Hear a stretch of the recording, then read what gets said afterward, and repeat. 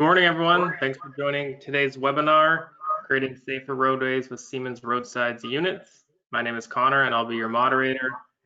Before we get going, just a quick housekeeping things to run through. All phone lines are muted, so if you have any questions, please use the chat feature within your GoToWebinar toolbar.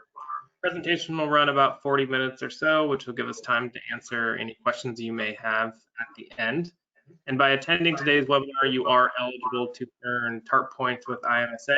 For those of you who provided your information during the registration process, Western Systems will go ahead and take care of that for you. And then if you'd like a copy of today's slides, they are available for download within the handout icon on your toolbar. And lastly, today's webinar will be made available on demand. You'll get an email tomorrow with a link for you to download it if you'd like. All right, with the housekeeping out of the way, I'm excited to introduce today's presenter, Donald Wang, Connected Vehicle and Network Specialist for Western Systems. Donald, the floor is yours. Well, thank you, Connor. Well, morning, everybody. I think everybody is still on the morning time zone. Hopefully, you guys are staying safe and healthy. We're going to talk about the Siemens roadside units and how it fits in all the buzz on the talks about the Internet of Things, the smart cities, and how all things are connected together. And when I say all things connected together, I'm talking about the cars, the buses / transit vehicles, emergency vehicles, trucks and / transport vehicles, pedestrians, bicyclists, roadside crew, and workers, and anybody that shares a road with you or out the side of the road. So we will look at what the RSU, the roadside units, can do for you from an application point of view, as well as from a hardware point of view, what are required, and how we can try to set something up to Western Systems. Okay, so why connected vehicles? Well, the fundamental focus is to address and improve safety by means of reducing non-impaired crashes. This is what's making the USDOT Connected Vehicle Initiative. So using a 2016 USDOT study numbers, there were 37,461 roadway fatalities in 2016. And of the 37,000 plus fatalities, 10,491 were due to alcohol or driving under some form of influence. So they were impaired driving. But 26,964 were non-impaired, meaning that the driver was not under any type of influence. That's almost 72% of all the fatalities. So what happened here that caused that? Well, they were sometimes they were distracted, sometimes they were speeding, and the people that actually, like pedestrians and bicyclists, they actually get hit.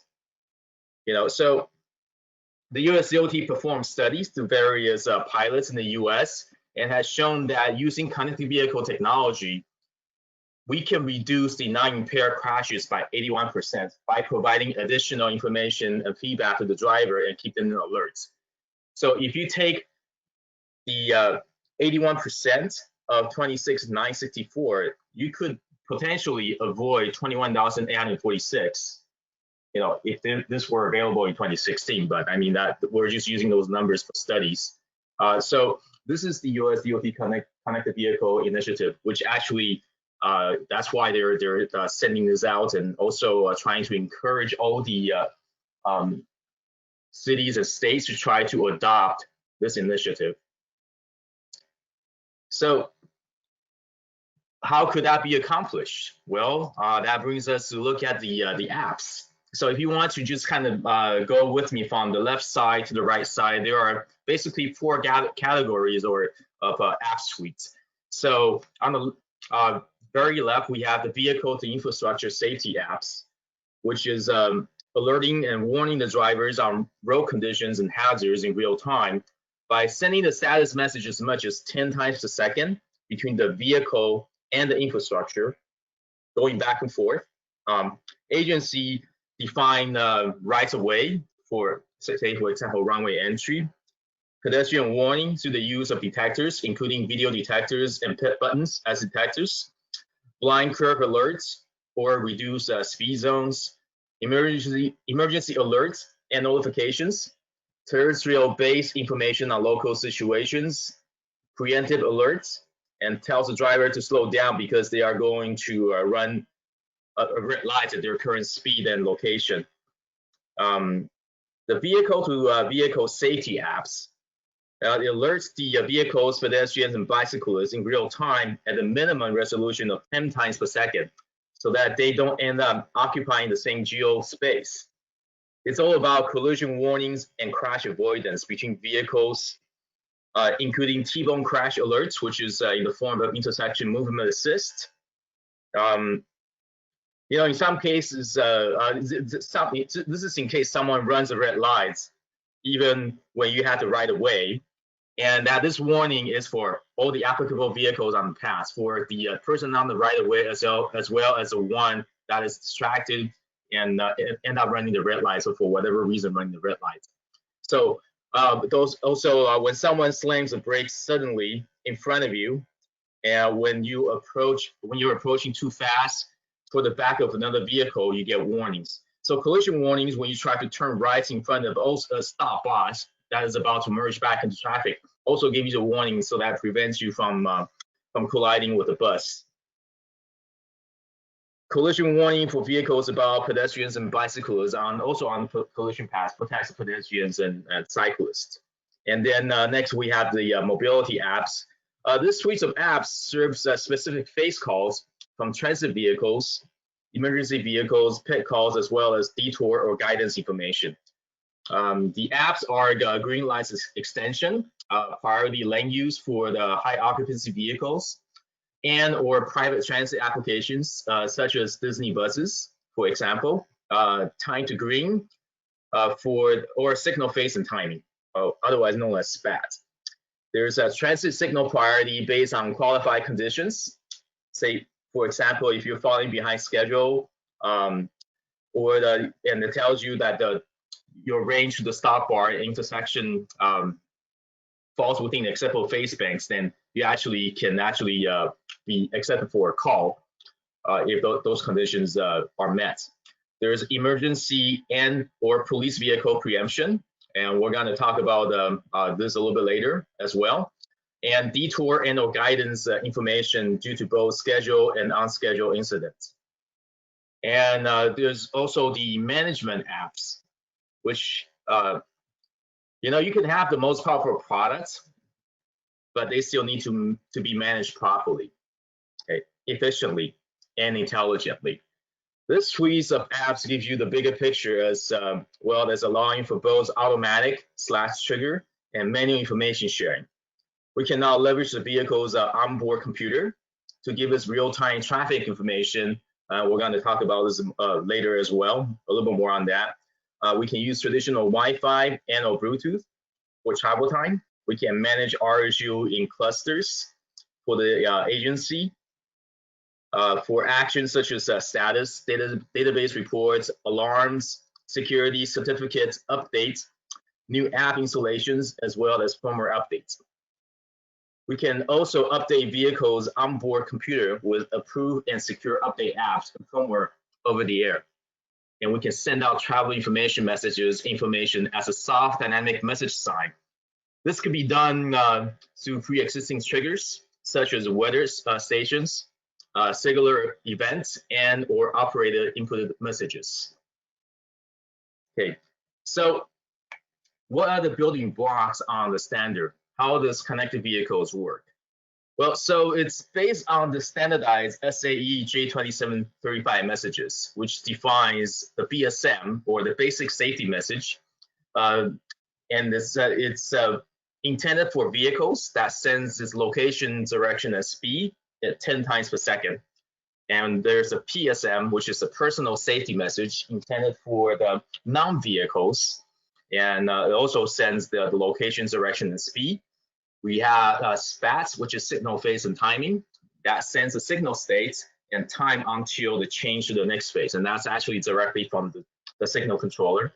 We have a map data defined as well in J2735 that sends the lane, location, and rules, the signal phase assigned to the lane, the legal direction, posted speed, speed advice for conditions, whether the road is open or closed, or whether there's construction or road work or some type of event closure going on.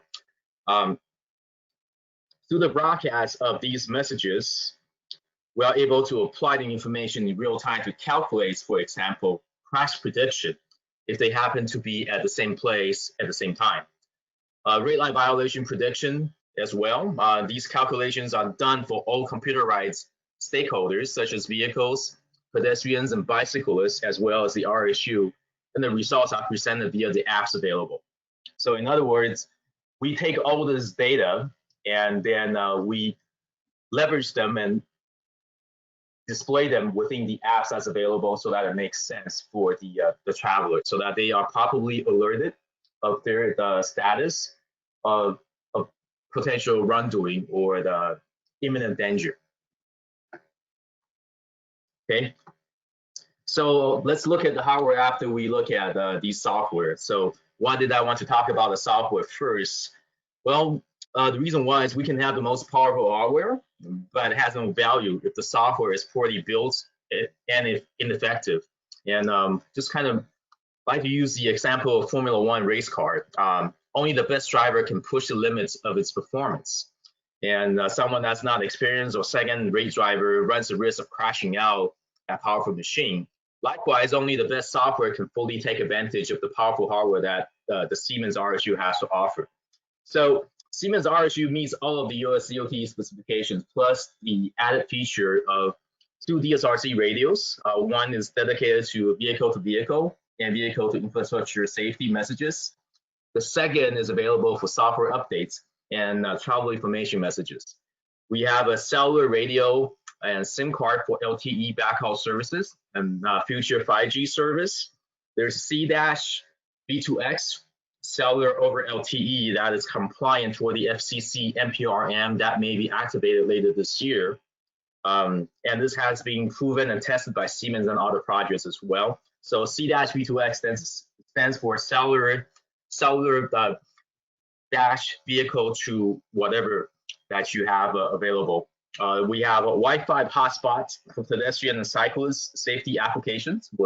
We'll have this highlighted a little bit later as well.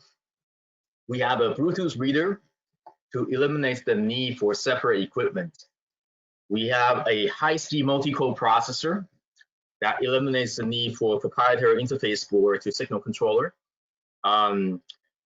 Vehicle to infrastructure apps runs on the RSU core without the need of a traffic controller.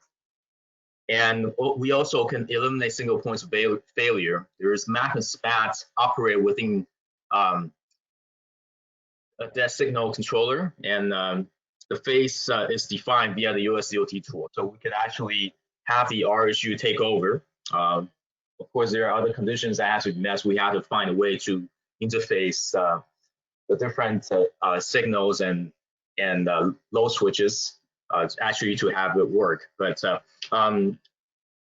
this can operate with and without a controller. Okay. So next we're going to look at some videos and showing how it really works in real life. So the first one I want to show you is a reduced speed ahead. Actually, it's a video that was taken at the Tampa pilot, where they were trying to simulate a morning backup. Sorry.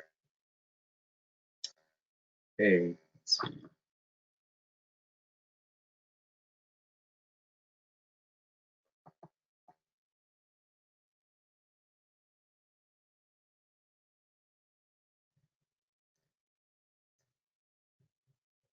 Yeah, so this is a video showing what the driver sees when the car drives into a morning backup. As you approach slower and slower vehicles, you get different alerts, different speed alerts. As you can see, this was done on a closed road for demonstration purposes only. Okay, and the next one is a forward collision warning.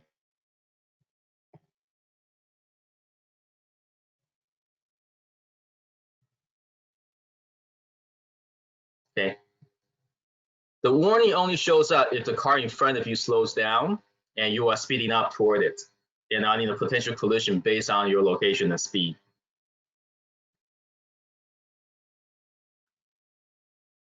Okay, we're gonna look at a few more apps, and I got one more video to show you. We're gonna look at runway entry next. So here's a scenario. In the morning, on the left side, you can see that there are more traffic going southbound. Therefore, it closes the northbound traffic lanes to allow for more throughput in the morning. In the afternoon, the traffic pattern is essentially reversed. So the northbound is open up, while only one southbound lane is open. So we're going to see a video of how the car enters the runway, at the time when it's closed.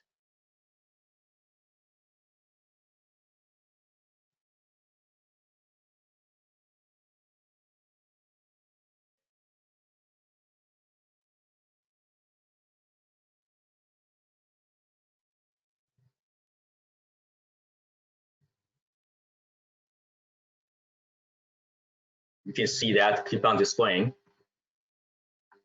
Okay, so here's the example of the map file that the RSU uses, which is compiled via the standard USDOT map creation tool.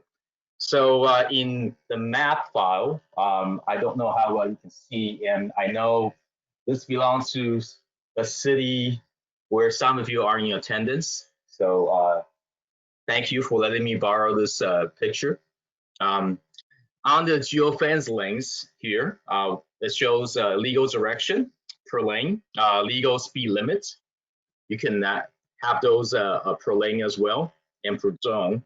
There is an optional speed advisory you can add to the map. Roadside incidents, work zone alerts. There's a reduced speed zone you can add. Allow vehicle types, prohibited zones, and all those everything over here, anything within the lane that's defined could add as detected zones for occupancy.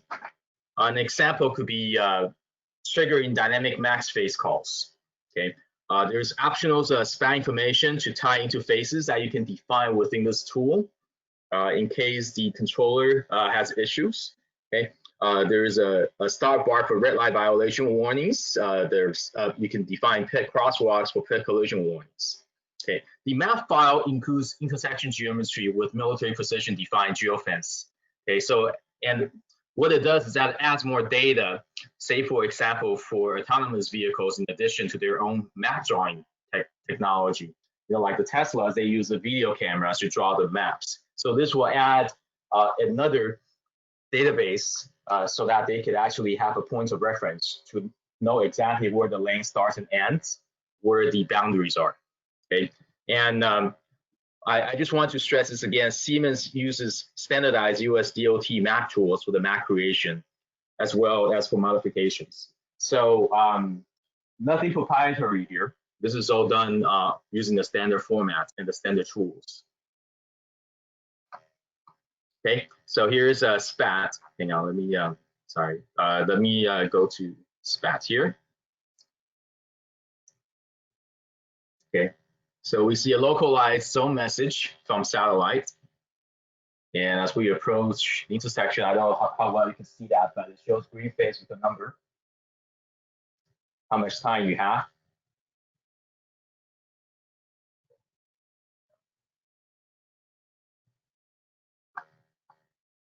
Okay, and then this is we're going to look at the pedestrian crosswalk warning or the pedestrian collision warning. So this actually is a from the Tampa pilots as well. So the scenario is this. So what the driver experiences is that instead of using a pedestrian detector, PCW warns the driver of a crash with a pedestrian on a sidewalk that will be at the vehicle's position as the vehicle approaches the sidewalk.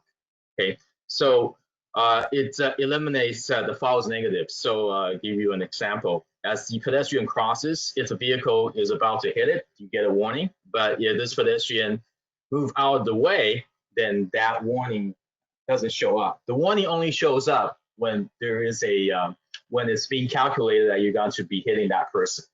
Okay, so it eliminates the false negative, so it does not distract the driver unnecessarily. It just alerts the driver that when you're actually going to be hitting somebody based on your current speed, direction, and we're going to end that a couple seconds after, and also what the pedestrian is sending out using their PSM message. Okay.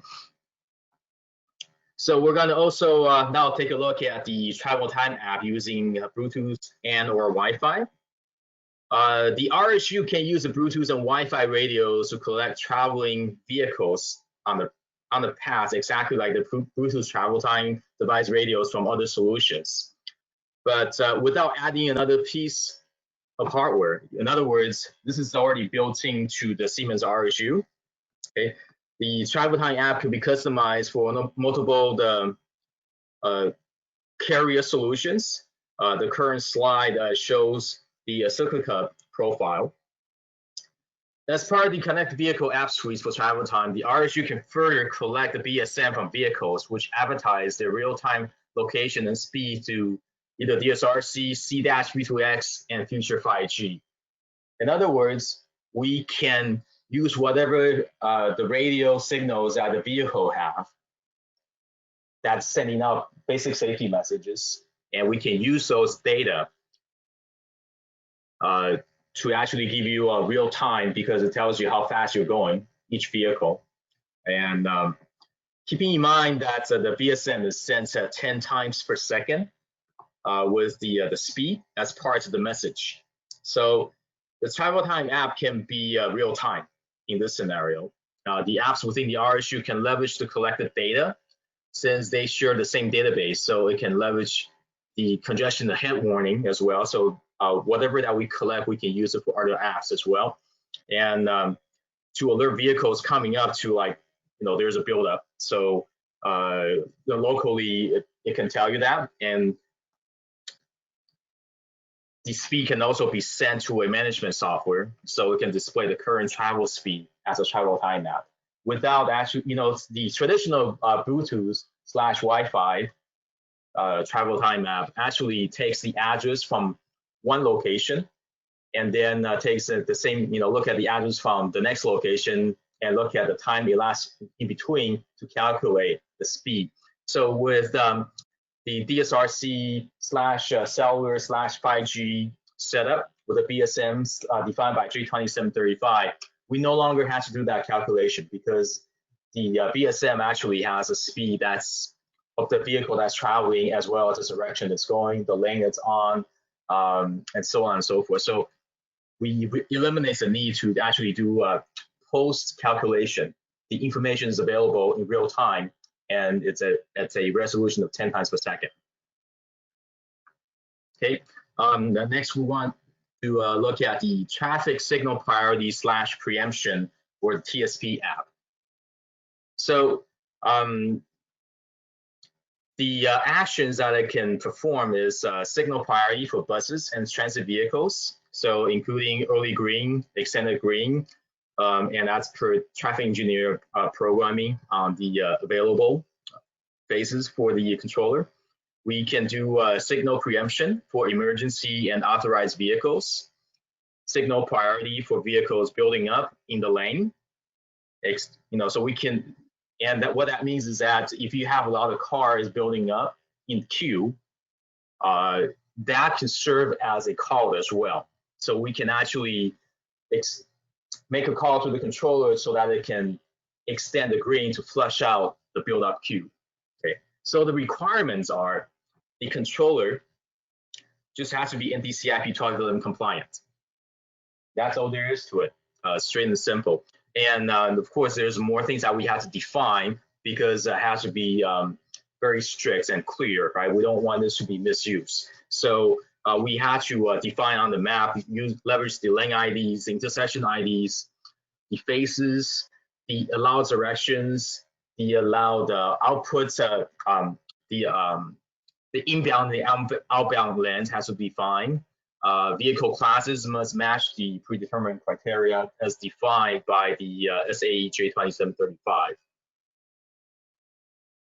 Okay, the Siemens RSU we're going to talk about the controllers now, is controller agnostic.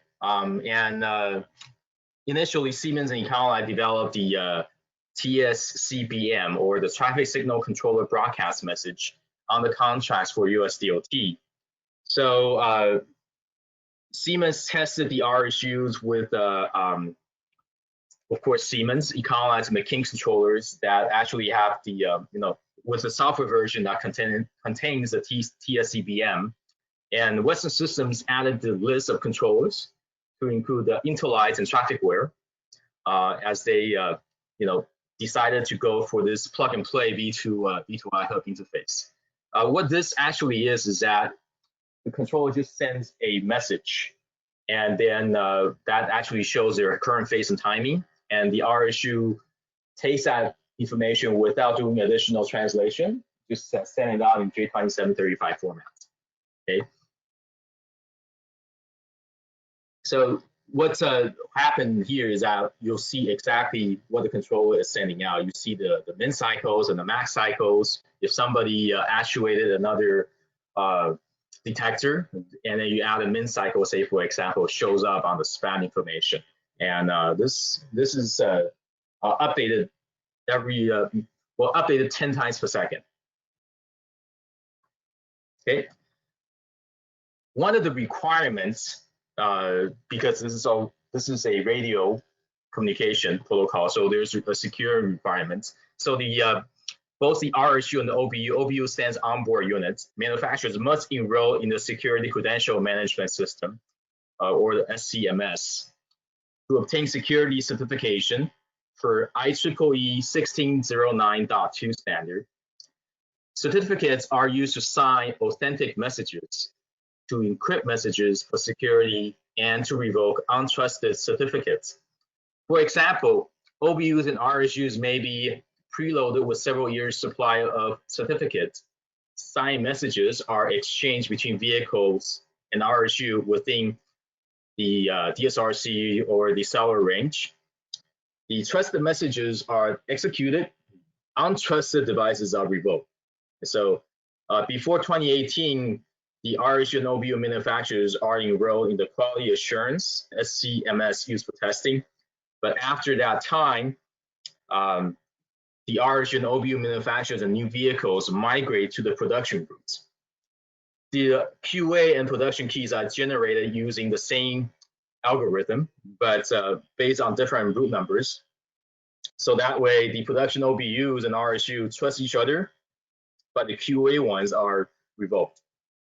Okay. All the Siemens RSUs are migrated to the production SCMS certificates.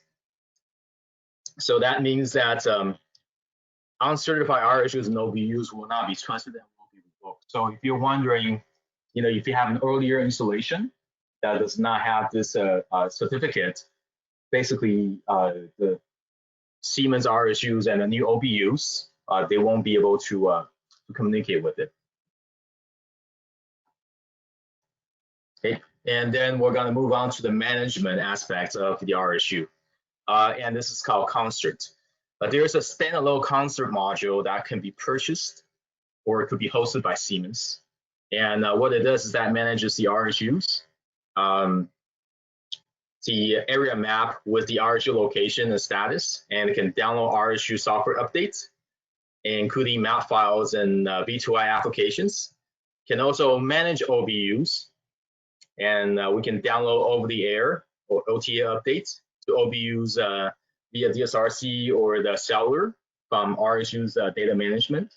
And we can collect the data from RSUs such as vehicle counts, average speed, and travel times. All right. And we can also send travel information messages, or otherwise known as TIMs to OBUs. Okay. Concert is an overarching product configured above traffic management software, such as Tactics or Centrax. Okay. Traffic management can be integrated with freeway management, weather, and other systems, otherwise known as subsystems. So if you note the data flow from the existing central system to Concert using NTCIP and other standardized messages, Concert does not alter or interfere with existing operations. In other words, it only works when you want it to work. based on certain triggers or preset conditions that have Concert push out commands to your individual, what I call subsystems, or in your original software. And then Concert doesn't act on behalf of your software, but your software actually pushes out the commands to the devices on the field. Okay, here's a little screenshot of Concert's dashboard. Okay, the RSUs are managed by the by Siemens Concert software, and Concert has an area map showing the location and status of the RSUs shown on the lower left. If you can see over here, I'm not sure if I can move my mouse right here. Okay, and we also have configurable screens to manage other devices such as freeway cameras, weather sensors, and other devices. Users can create events that are automatically triggered along with automated emails or text messages. Okay, so here's what we need to set up the connected vehicle. Okay, so the minimum is the Siemens connected vehicle system configuration, having just one RSU that can send map of the lane locations and signal phase and timing alone. So just to give you an example, this is without a controller, and what the RSU can send is for reversible lanes. You know, based on time of day, we can send spam messages without a signal controller. Okay, and then we can add a signal controller to send the signal states and time onto change for red light violation warnings. And we can, the controller can be managed by essential software and at the TMC. And we can add Concert to manage the RSU and to collect travel times, counts, and speed. And we can add transit signal priority to a transit management center. And we can collect research data, such as records of DSM leading up to crashes and others. Okay, so here's a timeline of the connected vehicle DSRC milestone. So the most recent Toyota Lexus announcement was actually they intended to actually have all the vehicles equipped in 2020 and 2021. That has since been delayed for a number of reasons. You know, coronavirus actually contributed to that as well. But this announcement was announced to delay the full fleet with DSRC radios where there were delays. So only some of the vehicles are available now. I think they have to be ordered. But you can take a look at the timeline. It started very early, back in '84, and that's where we are now. Okay, that's all I have.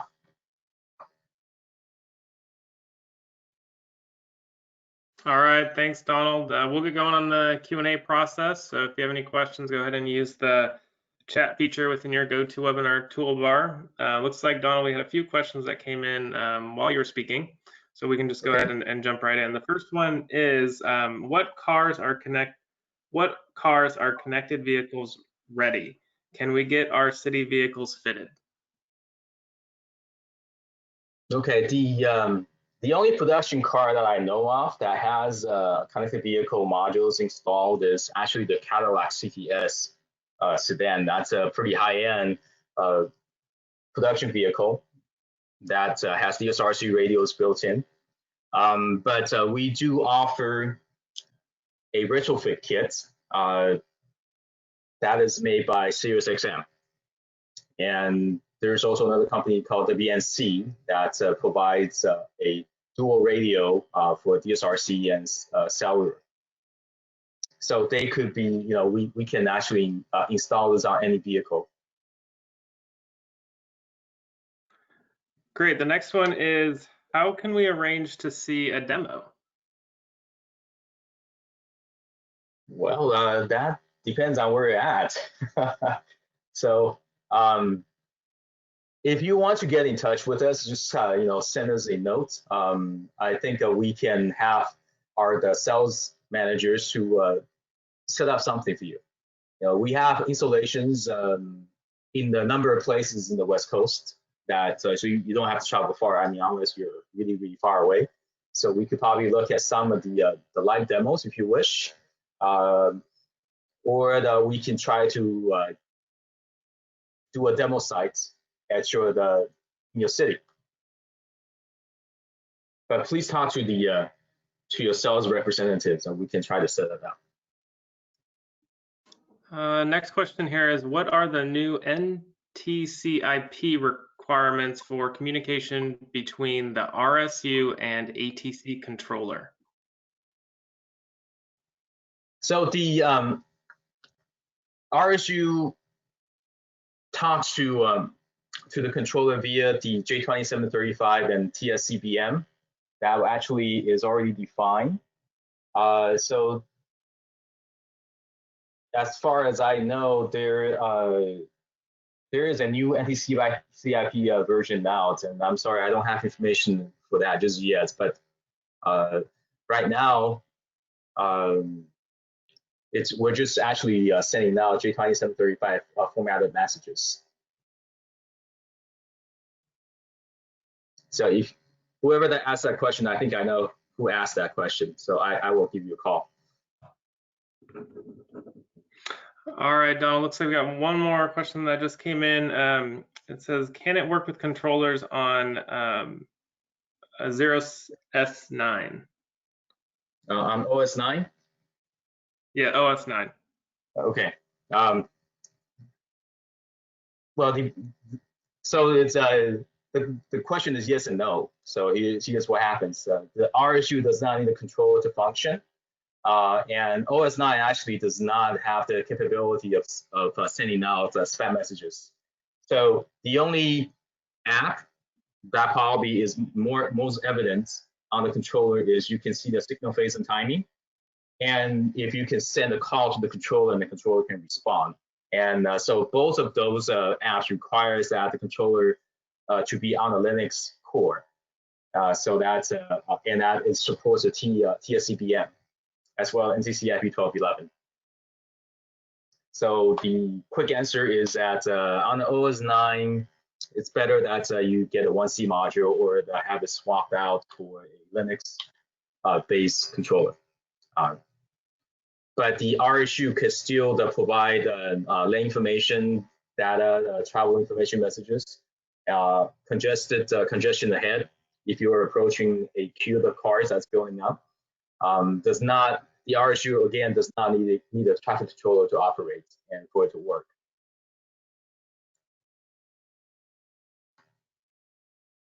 All right, that looks like all the questions that we got. So thank you, Donald, and thank you everyone for attending. We look forward to seeing you on the next one. Have a great day. Thank you.